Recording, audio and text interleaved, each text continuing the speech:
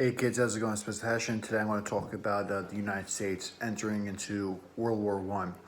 Initially, many Americans, including the president, Congress, they did not want to get involved in World War I. Europe has a very long history of engaging in brutal warfare. We had the whole ocean to separate us from everything.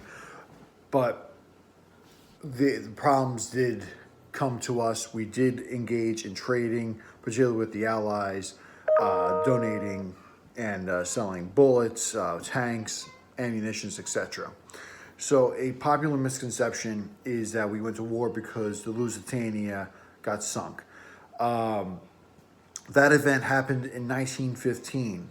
If that was the real cause of the United States going to war, it would have happened in 1915 or 1916.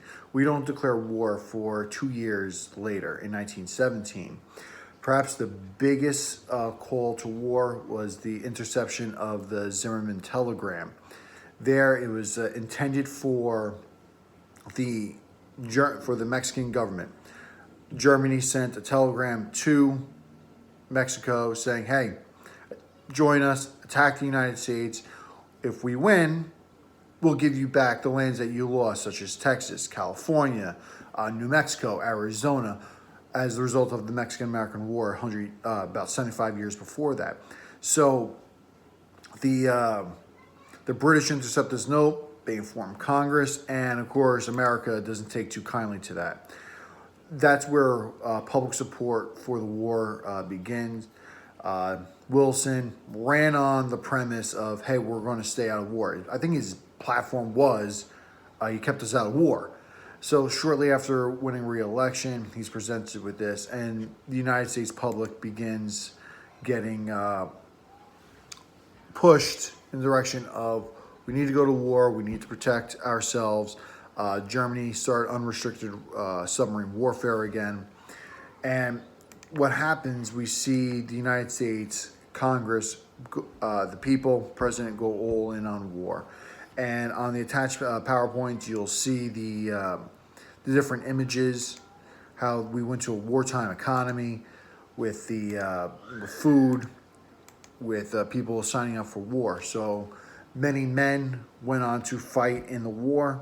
Women worked in the factories, not to the scale that we see in World War II, but to a very big extent at that time. We also see African Americans join in on the fight as well, and many immigrants that were there only briefly took up arms, in some cases, against their old country.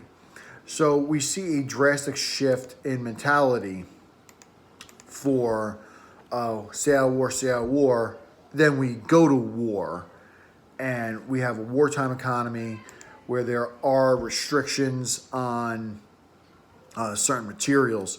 We also see in 1917 the Selective Service Act, better known as the draft. And you'll see the statistics up there as you're going through the PowerPoint. We have 24 million soldiers that register for the war. That is crazy. Register for the draft, rather. Just under 5 million do participate in the war.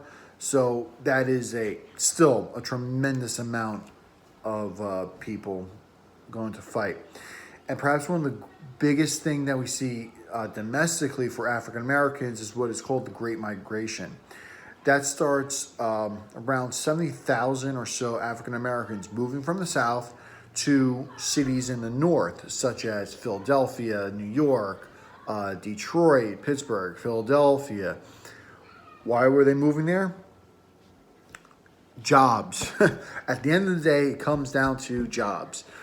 There in the South, they obviously faced a tremendous amount of discrimination, and they were having difficulty finding jobs. They went north, where the factories were hiring, so that they could produce more wartime materials. So that is known as the Great Migration. And we're going to see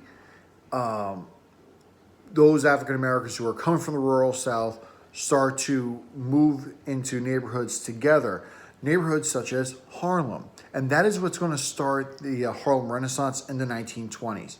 So we're a little bit away from that at this point, but because of that event, African Americans who normally would not have been engaged with one another down in the South because they were separated, were now coming together in clusters and neighborhoods, not that dissimilar from Little Italy and the Italians.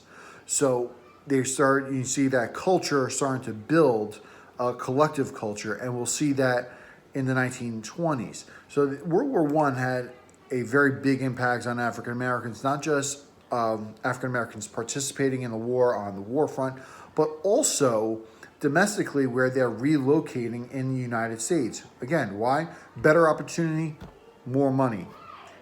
Okay, it's a very simple equation. It is true for every single group of people or individual person.